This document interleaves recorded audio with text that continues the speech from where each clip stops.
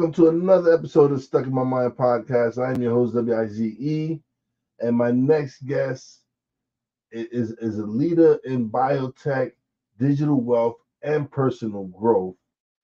Welcome to the show, Charmin Moore. Hello there. How are you? Hello, I'm doing well. I'm doing well. Thank you for being a guest. I Absolutely. appreciate you being on. All Well, right, thank look, you for having me. Thank you for having me. this is fun. This is gonna be fun. So let's just jump right into it. I got a bunch of questions to ask and everything. Okay. Okay. So can you share that pivotal moment in your career that inspired you to create the Abundance Quest online course? Yes, I can. So, I didn't come from wealth, right? So I don't have that story. And because I didn't have that story, most of us want to be wealthy. And how do you get there and all of that? And I didn't know that either because I wasn't born with anybody that could tell me how to be wealthy. And Mhm. remember, wealth is different for different people. But what it meant for me is that you get on the other side of money so you can do other things and do the things you want to do. Doesn't have to be $1 billion, but it's enough so that I can take care of my parents. They don't have to worry because they still live with me. And that's been 15 years that my 86-year-old parents are both 86.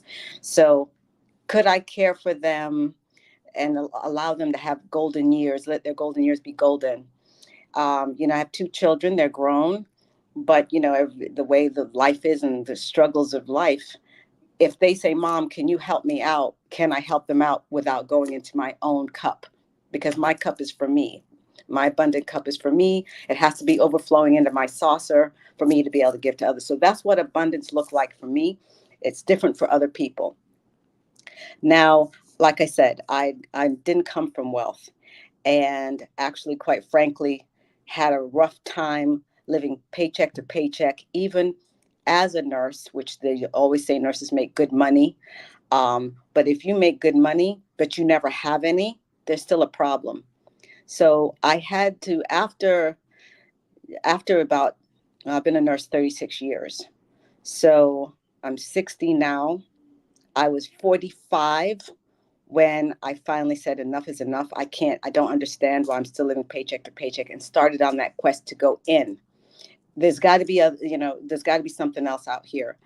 And I heard Louise Hay state that wealth and money were the easiest things to attract. And it really just, for lack of a better word, pissed me off. How could that possibly be? How could that possibly be? How come I can't attract you to me, right? Right. If it's the easiest thing and I'm out here working 10 jobs because I'm Jamaican, why don't I have any? And so I had to go in. I learned a lot of things when I became a life coach because you have to be coached to become a life coach. I learned a lot of things, but one thing I learned was that I had a fear of rejection and I had money wounds. I had money wounds from a child. Money was a source of friction, of pain, of struggle, of strife. I saw my parents fight over money. Fight, I mean, fist fight over money. So even though we're saying we want money, I didn't want to have nothing to do with it when once they broke it down to me. I was afraid of it. It was a source of pain for me. So I was avoiding it. I was avoiding money. And it was true. I didn't want to look at bills. I didn't So if I'm not looking at them, I'm not paying them. I don't want to look at my checkbook. I don't want any kind of relationship with my money, but yet still I'm working for it and it's just flying out as quick as I it comes in because I have no relationship with it. So I started on my own quest, understanding that I was a money avoider. And I realized, going to T. Harv Eker and reading Florence Scovel Shinn and a million times and watching The Secret and everything, the mantra was the same. And I had to start now digging deeper as to what was going on with me. And when I did, I found out that I was an avoider, and that how do you manage that, I want to say personality type or whatever that is, right? But how do I manage that? I had to start developing a different relationship with money. And that became my mantra, right? So I had to become aware. Once I became aware, then I started taking steps to start managing the avoider, because I'm not going to say she's going to go away, but if you know that you have a money wound, you can do something about that. And once I started doing that, I started, I started doing money jars first. And then I went from money jars to a bank account with 7 different accounts in it, and putting money into each bucket, then moving them around and making sure I was only spending 55% of my income on my living expenses, and 5% on play, 10% on debt, 10% on this, 10%. It took me a while, but I was committed to my wealth. I was committed to charm. So, and it was fun. That's another thing. At least it's not, oh God, because we never called it a budget. I hate the word, right? And a lot of people do. I just called it the charm contingency plan for my wealth. So it just reframed it in my brain. So every day I'm looking in my bank accounts and moving around my money. And what I didn't realize is that I was developing a relationship with it. And then once I started doing that, miracles started to ensue for me. I started manifesting, you know, jobs and roles, and manifesting contacts and relationships with people that started teaching me about crypto and things like that. I had bought a house and was losing it into foreclosure. Miraculously, that turned around. I was able to keep that house. Then I was able to get a job paying me a lot of money just by somebody meeting me on the street and saying, "Hey, I got a job paying lots of money and you're the person for this job."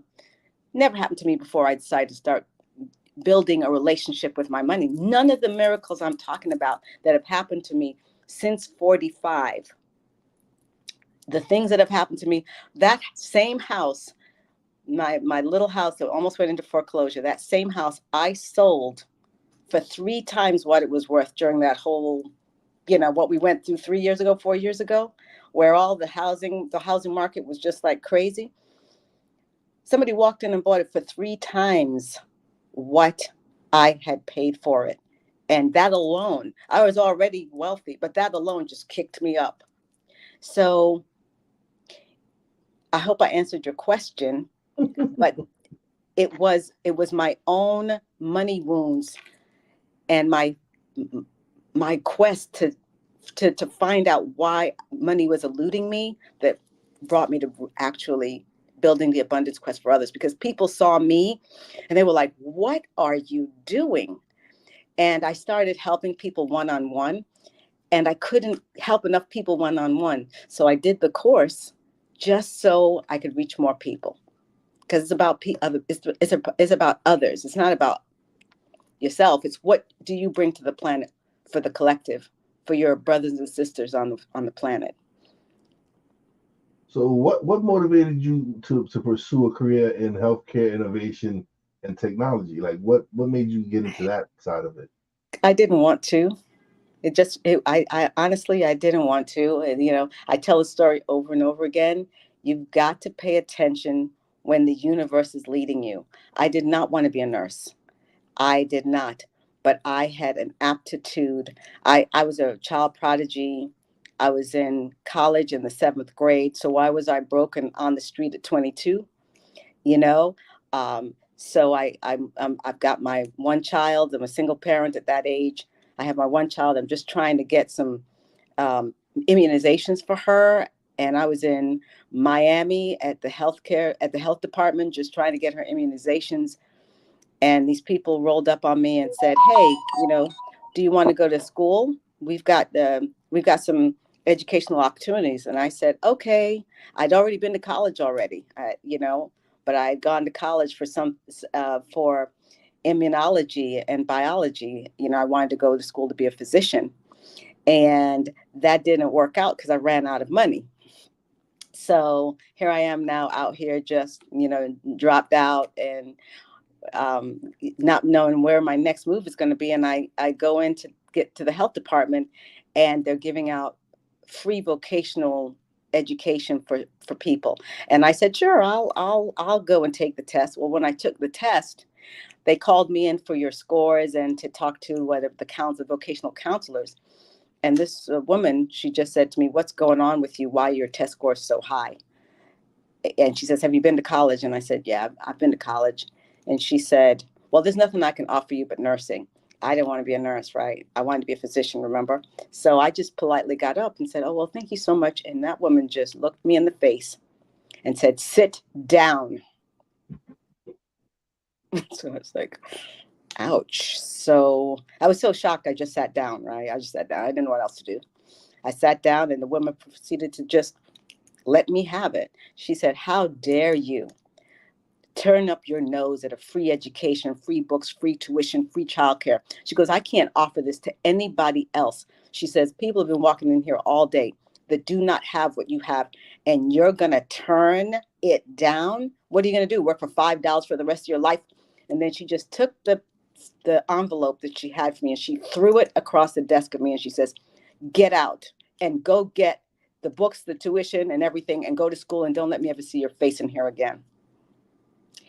So that is how I got to be in biotech and health, the healthcare sector. Yeah, sometimes the universe will throw you, give you a 2x4 in the back of your head. Pay attention, because I went to class, nursing class, the very first day, and absolutely loved it.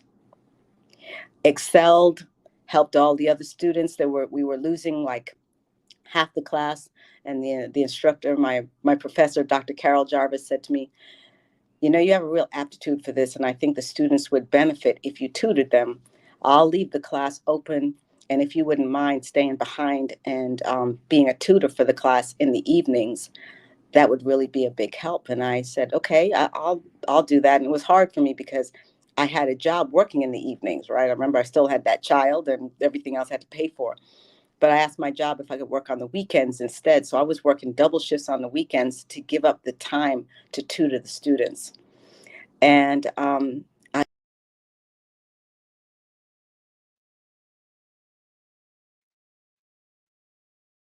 so just excelling in that industry, but it's because of my love of the patients and the love of the science and the human body and the signs and symptoms of disease. And you realize that not all disease, well, most diseases are not caused by this. It's caused by, pain, frustration, um, guilt, shame.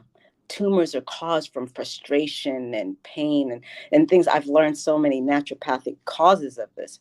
And when you fix that, when you're released from some of the guilt, the shame, you get better. So I've been able to combine all of that. But, I always wanted to be in pharma and biotech, but I was never accepted, right? With my degrees and stuff, I never got in. And then all of a sudden, I start becoming more aware of my own money wounds. And one day I'm on the nursing floor taking care of patients doing apheresis. I'm putting them on the machine and making their cancer vaccines out of their own blood. And from that, the biotech company that was actually doing the making the vaccines, she just stepped up and just said, hey, I like how you do this. I like you. She said, let me walk you into our biotech company. And she just walked my resume and me right in. They flew me into Seattle and gave me the job immediately. And the one reason they said that they gave me the job immediately is because they saw on my resume that I was a life coach. Again, that, that particular person, I consider myself a mystic, and it's the mystic that got the nurse the job, not the job got the mystic. You know what I mean? Yeah. So don't be afraid of your spirituality. Don't be afraid to step out there and be who you are. So how has your nursing background influenced your leadership style and approach to entrepreneurship as well? Well, I started out in ER and in an emergency room, because you see so much emergencies. What I learned that outside those four walls, nothing is an emergency. So as a leader, I'm very calm in the face of what people deem an emergency. I love that I have seen true emergencies, life and death, on a day-to-day basis. So I don't get anxious about all this other stuff because life and death is the only emergency. I don't care. Stock market crash is still not an emergency, Hmm. right? So that I think that is how my nursing has affected my leadership style. Nothing is an emergency. The other thing is that Dr. Carol Jarvis taught us that patient dignity, the very first day of school, patient dignity is first and foremost. So you've got a person in a bed that's most likely naked because we're always whipping off their clothes, listen to their heart, listen to their lungs, listen to their belly. So we're in there with clothes on, we're in control. They're sick, they have no clothes on, they have no control. A lot of times they don't even know what's wrong. It's the most vulnerable place to be. And she said, keep that in mind in all things. That's a human being on the other side, and that you need to keep that in mind. So nursing taught me that. But as a leader, I'm always listening for the vulnerabilities in that other person. Because let's face it, a lot of times I'm holding their job in my hands and that's their livelihood, everything, right? So I have to always understand that they're a human being, I'm a human being. Their role is just as important as my role. There's no difference. It's just a different role. And maybe mine has more influence at that moment, but that's all that is that moment. Because I need them to perform, let's say in sales, I need them to perform so that the whole territory makes their goal so that I can keep my job, right? So nursing taught me that. We're both human beings. We both have our vulnerabilities and we all play our roles. So, what are some of the common challenges individuals face when it comes to achieving financial empowerment? And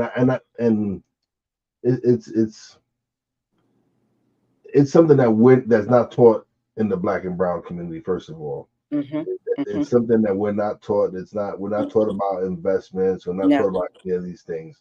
right. So, what are the challenges we are facing in our community?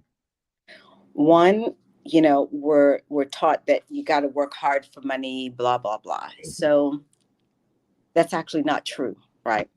So that's the first thing that we're taught. It's not true. Then two, we don't talk about money other than to, hey, can you loan me some money?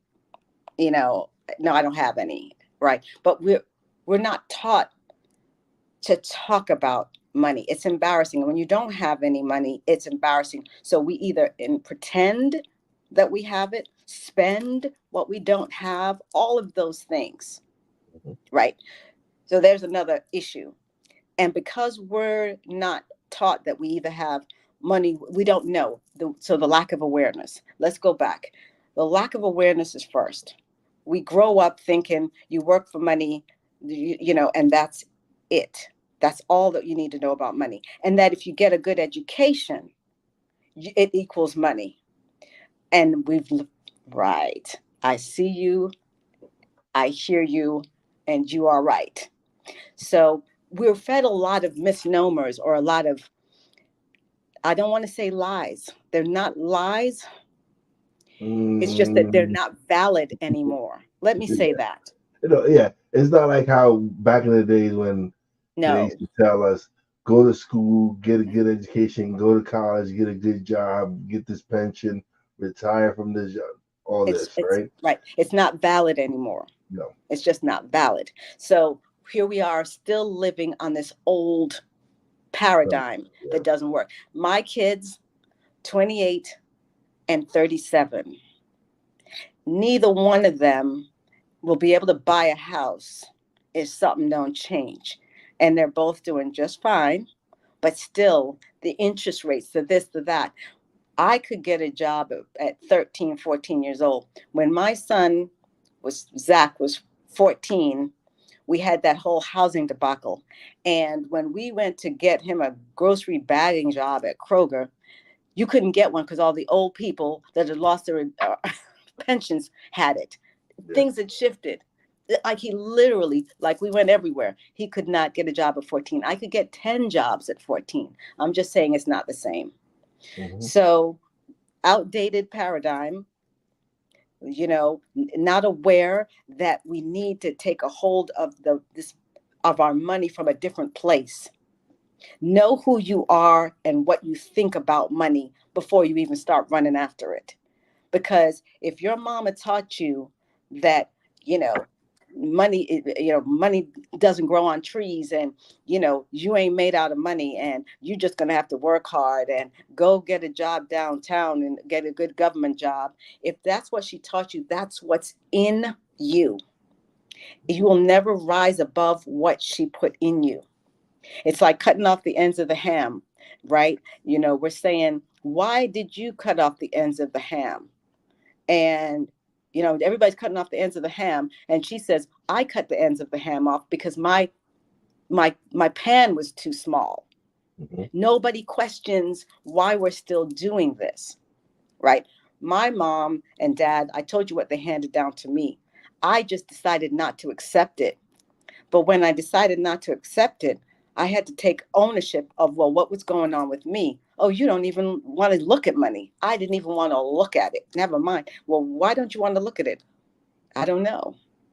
I don't know why that is. If you're afraid to go in the bank and look at, I don't care if you only have $5. If you're afraid to look at it, you're not going to grow it to 10, 15, 20. And if you do, you're not going to know because you're not looking in there.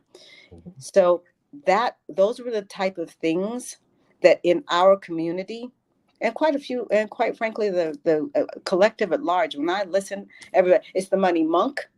Money is bad. Somehow or another, money is the root of all Yeah. evil. If you believe the money is the root of all evil, you're not going to have it.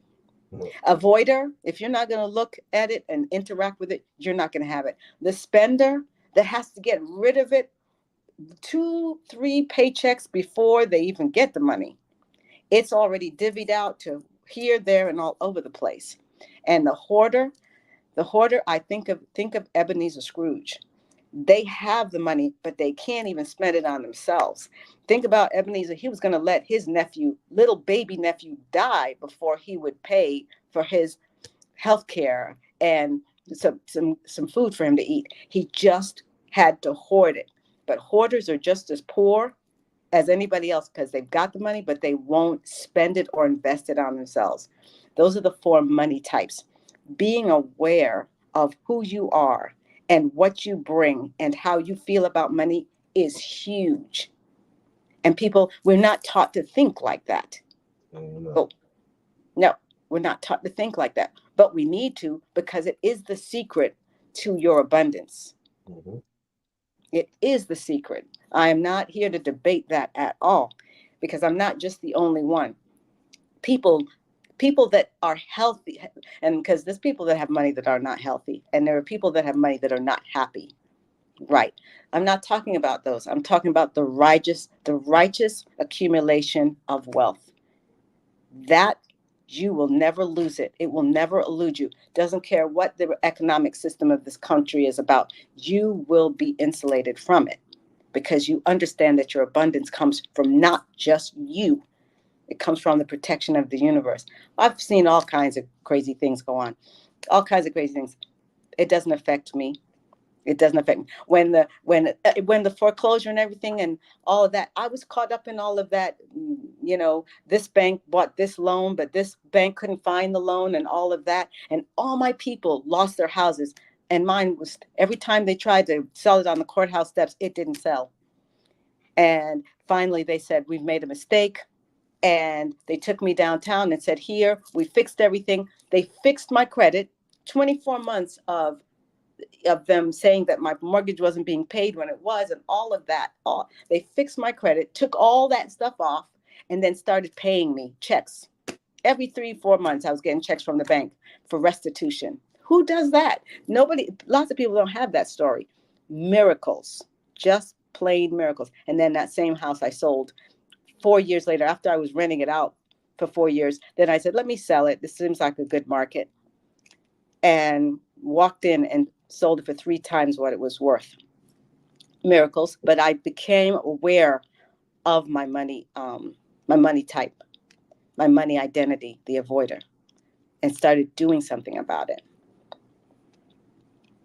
So, what role does mindset play in achieving success, both professionally and personally? You said? So ask the Mindset. question again. What role Mind. does Oh, mindset play oh in yes. achieving success, both professionally and personally? Oh, it's huge. It's huge. So I've come up with the vibrational energy scale. I call it the Charm vibrational energy scale. It's just like any other. But in order to attract good things, you've got to sit. Your vibrational energy has to be a 7 or above. And 7 is love, 8 is gratitude, 9 is peace, 10 is enlightenment and joy. Anything below that, the results are going to be iffy. So I give you an example. I have, even as a child, I was just a very grateful child. It just is what I'm always happy, always smiling. I've had all kinds of nicknames: Sunshine, Bubbles, Pollyanna. I've had those since I was a child. So I'm not going to say in this moment that that's been hard for me, right? Because it hasn't been. But I understand now that it was easier for me to manifest because my vibrational energy is high. You cannot be sick, depressed, crying, and manifest wealth. They don't go together. You got to be a vibrational match to money. Money is a high vibrational space. Good money. I'm not talking about the other. Ain't nobody interested in the other. It doesn't last, or it causes pain, distress, all of the above. And we've seen that with many, many people. They have money, but it causes pain, stress, and all of that. I'm not talking about that. I'm talking about righteous money, if we want to say it that way. When you start to raise your vibrational energy and live from a place of gratitude, at least that, you will start to see these miracles happen. So you have to change your mindset. That's another thing you look at. And I'm so glad you brought that up, and thank you for that, because it's in my course. It's a big part of the course, because it's one of the techniques and one of the things that has to happen for you to be able to manifest your wealth, your abundance, what's yours, because it's your birthright. This is an abundant universe, and we are part and co-creators in it. So you see the trees and the sky and the flowers and the birds. You see the abundance of the universe. You are part of it. The sun is going to rise, right? It's an abundant universe. The stars, you are part of that. It is your birthright. So, but you have to be grateful for it, and you have to become part of that abundant mindset. You have to have it in order to manifest and attract it, because you have to be a vibrational match to it. You have to be a vibrational match to your abundance for you to lock it in, right? So, if you're not getting your abundance, look at your mindset and ask yourself the question: am I a vibrational match? Because if you're every day waking up, oh my God, I hate my life, and blah, blah, blah, your abundance is going to elude you. It's there. I promise you it's there, but you're not a vibrational match yet. They're not ready to receive the message. Yeah. No, no, you're not ready. Yeah. You're not ready, but it is yours, and Hmm. it is there. I promise you Yeah, it is there. and that's the problem with people now. Sometimes is they want instant gratification Yeah, instead of preparing themselves by right. being grateful for the small stuff. Like you start off Yes, being appreciating and being grateful for all the little things in your life, correct, correct. and that's preparing you for when that big one comes. Yes, You're ready for it. you're ready for it. Mhm. My abundance did not come too soon. I wasn't ready for it. I was not ready for it. I wouldn't have done well by it. So it's not even going to be released to you. So you don't even have to worry. But when you get the small wins, you need to be appreciating it and seeing it for what it is. Mhm. But if you think you're going to get the mansion tomorrow, when you don't own a house yet, no, you're not ready. And that's okay, because you don't want it too soon. You don't want it too soon. So yeah, no, mindset is huge. And like I said, that vibrational scale, once I did that, people could see even hope. Hope is a tricky one, right? Because people are like, oh my gosh, you've got hope below 7. Oh, yes, I do.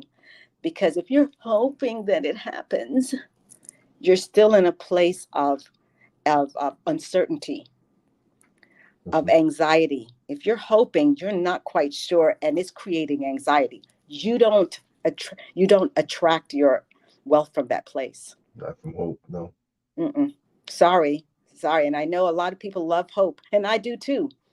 But only hope from a high vibrational space. Like it's the if somebody's really ill, but they are calling on their healing, and they are hoping with the highest that this is going to be okay. That's about it. But even that comes with uncertainty. But I get it, right? Yeah, Sometimes that's all you've got. If it's the highest vibrational place that you can be, and you can smile, and you can, in the face of that, you can smile and you feel no anxiety at all in that hoping, then you're there. But if you're hoping, mm-mm, there's too much anxiety in that. You won't attract. You're not a vibrational match. You're not a vibrational match. hmm and that's and it's funny because it's not just with money. No, It's with relationships and people as well. absolutely, Because absolutely. once once I started shifting my mindset and everything, I started attracting the people in my life that I needed to get to that next level. So Absolutely. someone that was doing something that I wanted to do, I would attract that person in my life, and they would show me the steps to get there. So Right. it's not just money; it's No, other things that's that right. open up, and Everything opens up. there's so many different opportunities that arise from it. Because now that's the energy you're putting out there. That's the vibrations you're putting out there. That's Like right. certain conversations, this conversation was meant to happen Yeah. because of where we're at energy wise. Now, that's Yeah. right. And I totally agree, because, like I told you, I did not get into biotech until I met that one connection, that one divine connection. You don't, it's not, somebody's not, no, nobody came up and handed me 6 figures. They handed me a connection. I made a connection with one human being, because it only takes one divine connection. And Yeah. we're all open to that, all of us. So again, just to your point, you're absolutely right. It's not money. It can you all you need is a divine connection, Yeah. right? And Absolutely. anybody, I don't care where you are or what you're doing. I don't care what your job is. Be looking. I always actively look for my next divine connection. Actively look for it. Expect it. Keep your expectancy up. No, you ain't looking for $1 million to just drop in your lap. Just look for the next right person, the next right connection, right? That could lead you to a job, or a podcast, or this there where that podcast somebody hears you and goes, yes, this is a person I want to connect Or with, because I can create with them on this. You just never know. Just yeah. stay open and keep your vibrational energy up. And it takes time, especially if and be aware of that. I usually sit at like a 4 or a 5, or where I'm just pretty much, there's one of them that's just pretty much, you're just always numb, right? You don't feel this or you don't feel that. It's just like, hey, nah, whatever. that Yeah. doesn't that doesn't attract abundance either. It just doesn't. So what are some actionable steps individuals can take to begin their own journey to financial empowerment? Okay, well, one of the first things is, now that we've had this conversation, you and I, sit down and just journal, journal, Mhm. and find out. because you can easily think about what was your childhood like with money. Very easy step. Sit down, write it out, think about what it was, and try to guess what you think your money type is. Monk, again, it's the monk, the avoider, the spender, or the hoarder, because the awareness is the first thing. Once you've thought that through, think about, well, where do I sit? What's my vibrational energy? How am I normally every single day? And be honest, this is just between you and you. You don't have to share this with anybody. This is between you and you. Where are you, a normally happy, grateful person, or are you not? Right? Just so you know, because you want to know what's your responsibility in where you are financially. If you don't like where you are financially, and you've looked at your money identity, and you've looked at your vibrational scale, just just looking at it from what little you've heard today, how much accountability are you willing to take? This is on me. I'm not 7 anymore. I love to blame my mother and father for everything, but I'm not 7 anymore. Time to take accountability for what I do and do not have.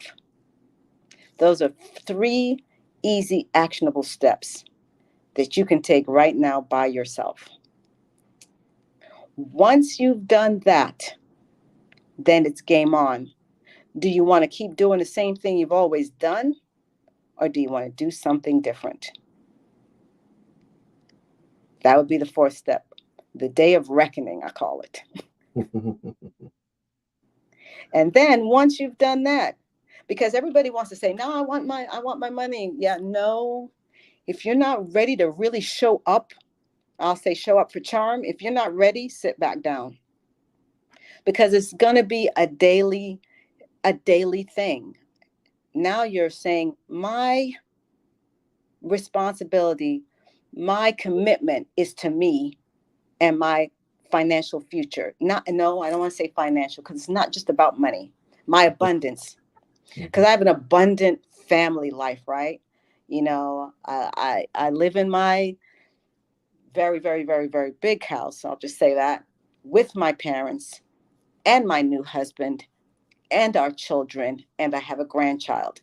We have a really nice compound with a pool and all the other amenities. I live a very abundant family life, and I have friends that I love, that love me. I have a day job that I love, that people love me. I just won President's Club this past Wednesday. They're all expenses paid to Cabo for 5 days. I mean, I live a very amazing, abundant life in all areas, not just one. That's why I don't want to say financial, because that's not fair.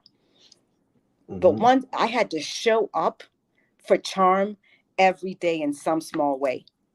I did affirmations. I still do them. I do affirmations. It's huge. People that don't believe in affirmations, I just feel sorry for you. It's one way to retrain the brain. It's an easy way to start to retrain the subconscious, because it's the subconscious that's been telling you, oh, money don't grow on trees and all that other stuff that you don't hear, but it's there, and it's your actions. So the avoider, money was a source of pain. Money's painful. I don't want any money. I don't want to see it. I don't want to hear it. I don't want to touch it. Right? That was in my subconscious. I had to retrain it. Yeah. So I've been saying affirmations and reading and all that for 15 years straight. And even though I started seeing results after 3 or 4, right? I started seeing huge results. I didn't stop. My universe is my unfailing supply, and now large sums of money flow to me quickly under grace and perfect ways. At bullet point, can I say that? At bullet point. So at gunpoint. So I'm just saying, there's easy work to be done, because that's the easy work. Then there's the hard work of going in the bank account. If you're a spender, it's time to take accountability.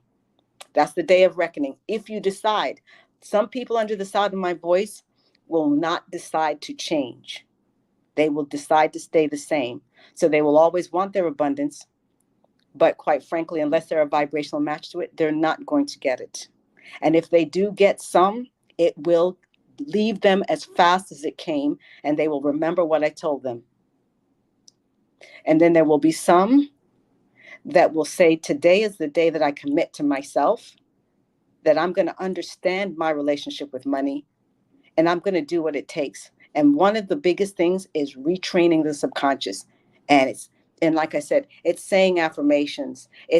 There's a lot of different things. It's learning that you vibrate at a 5 on a regular basis, and you've got to raise your vibrational energy. What does that look like for you? Because different people have to do different things, right? I told you it was a little easier for me because I was already vibrating high. Mm-hmm. But I realized that my people that I was coaching, it was always gloom and doom or this or that or the other. And I'm like, okay, that's the secret. Okay. That's the magic sauce is Mm-hmm. it's how it's you like you can you can show people the way, but if they don't change that Nope. attitude and they don't change and they Nope. just focus on the negative aspect of everything and Yeah. don't look at the positive side of things and everything, it's never gonna work out. No, no, it's not.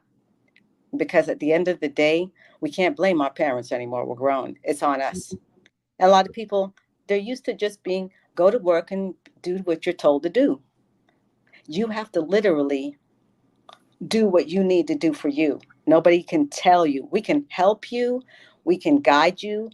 We can tell you that you got a money type that's creating the barrier to your success, your abundance. But at the end of the day, you have to do the work. To me, it was fun work because I started seeing it work, and then I Mm-hmm. started seeing it work for others, and I'm like, holy crap, we've cracked the code. But it Yeah. doesn't matter. There are people still don't want to do the work, even though you've cracked the code, Oh yeah, no, that's still yeah. If right? they can see the results from you, Yeah. but since it's not instant, they're like, oh no, I don't know That's exactly right. And this is not instant. It is quicker because somebody else has cracked the code. Like I what. had to literally trial and error, vibrational energy, money type, money wound. I put it all together, right? I put it all together, but you still got to do the work. It'll take less time. Like I say, it took me 5 years easy to really start running, really start running. I would say, like I said, 2006, 7, the debacle, the foreclosure, blah blah blah, started happening, and I started really taking off by 2011. And it's so funny because I got my job with biotech first day starting 11/1/11. That is not and that that is not a coincidence. 1/1/1/1/1. I looked at it and I said, thank you, universe. I knew that it was done. It is finished. Like I had cracked the code, and I was handed 6 figures just in one, because you got to have multiple streams of income. That was just one stream. One of my streams of income was 6 figures and has been that since 11/1/11. Just the first one, just one. They say you should have 7, but bottom line, 11/1/11. No coincidence. Miracle after miracle, wonders will never cease. That's what Florence says. That's another one of my mantras. Miracles, look at what is before you. Miracles will follow miracles, and wonders will never cease. And they never do. I don't care if it's a cent. The other day I found 26 cents on the floor. And I was, no, 36 cents. It was a dime, then another dime, then another dime, then a nickel, then a pen. And I'm like, I was just picking them up. I was just so excited. 36 cents, money on the floor. I was just excited, you know, Yeah. no reason, just excited. And I just threw them right here on my dresser, and I just look at them. Miracles will follow miracles, wonders will never cease. That was my miracle that day. Just in the So, so, flow. You're in the flow. so how do you define success, and how has your definition evolved over time? I would say success for me is when I see a better version of charm every year, a better version of me. And what do I mean by that? You know, the thing that I wanted the most was a successful, healthy relationship with a mate. Um, yes, I wanted money, but if you don't have that to share with or whatever, so I wanted that, and it would elude me. It would elude me, and you have to look at yourself. So, I went into therapy about 5 years ago, just for me. Went into therapy and started talking to my therapist about that. And we started working on it. And she started telling me exactly what was going on with me. And that I had, now that I'm, here, I got to take accountability and all that other stuff. Can't blame anybody else. If you were in a relationship with an axe murderer, you were the one that went in the relationship with the axe murderer. So get away from the axe murderer, right? Pretty much simple, but it's hard to do. So I started becoming a better version of myself by doing the work and seeing that I was engaging in healthier relationships, no matter male or female, friends or not. There were friends that weren't good for me, girlfriends that weren't good for me. And I said to them, you know what? This relationship is not serving you or me. I'm not staying, we're not going to be friends anymore. That's hard to do, but it's necessary for your growth. And when I did that, then I'm no longer in a stressful relationship with a friend that I'd had for maybe 5 or 10 years, that the relationship just wasn't serving us. I don't want to talk about bad news. I don't want to deal with your whatever. I don't want you blaming me for things that have nothing to do with me. And I don't want to be your friend anymore. I just don't. You know, that wasn't easy, but it was necessary for me. So, me being a better version of me is my um it's my pulse on my success. And how do I know that? Well, first of all, like I said, I'm seeing these healthier relationships. I was married last April, to somebody that's so amazing, that loves me very, very, very, very much. Loves me very, very, very, very much. And, of course, my bank account grows every year. It grows every year. And my knowledge of something, I learn something new every year. You know, this year I learned crypto arbitrage and that platform. And I dive into that, and that's going really well, and I love it. So the better versions of me every year. I'm never stagnant. I'm never the same. I get a little bit better. That is my gauge of my success. Yeah. For me, it's been receiving those messages from people who listen to an episode and they're like, "Man, I needed to hear that episode. I needed that nugget. I needed to hear that message today." And when I hear those messages, when I get receive those emails and I get those Yes, comments, those are the ones I'm like, "All right, I'm doing what I'm supposed to do. exactly. I'm No, making the impact I'm supposed to make because here I am touching one person's life. Um, they were going through whatever they were going through that day. They heard the message, and it's like, thank you. I needed that. that And is so, awesome. as long as I continue getting those emails and I continue to get those comments, and I'm good. Yeah. I'm doing what I'm supposed to do. Yep. You're showing up in your flow. You're in your flow and you're showing up. Mhm. Yeah, you're showing up being you. I totally get it.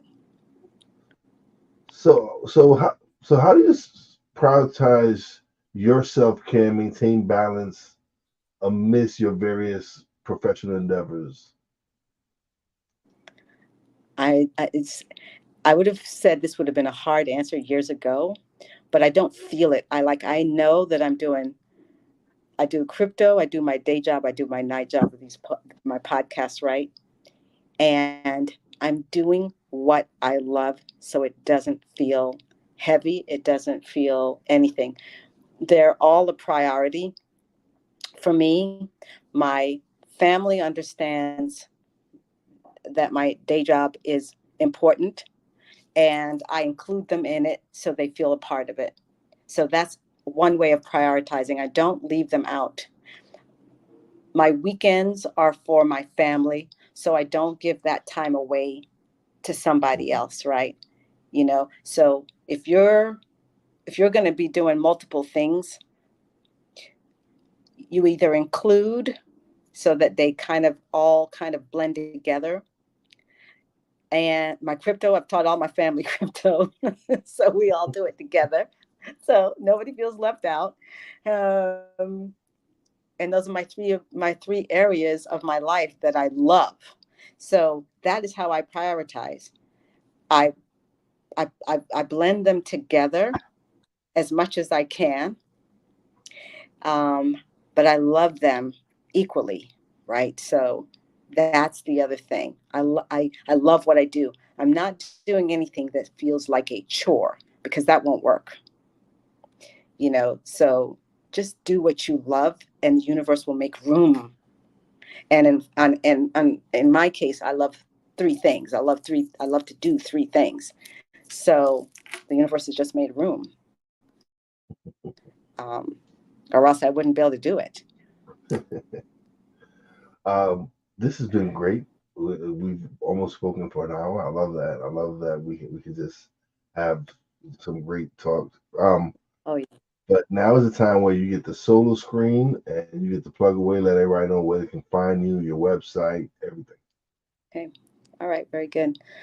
So I'm Charmin, and my website is iamcharmin.com, theabundancequest.net.